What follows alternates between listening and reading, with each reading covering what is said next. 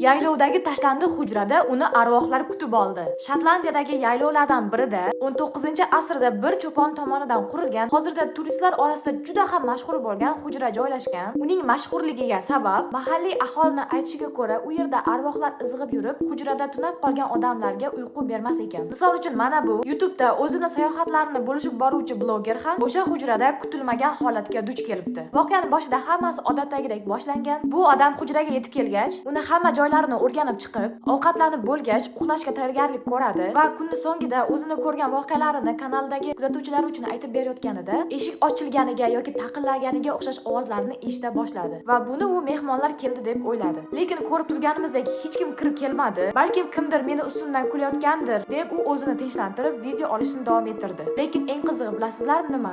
Eshik taqillashdan to'xtamadi va bu safar u eshikni ochib, tashqarida kimdir bormi yo'qligini tekshirishga qaror qildi. If you've watched all my videos before, you know I don't do shit like this.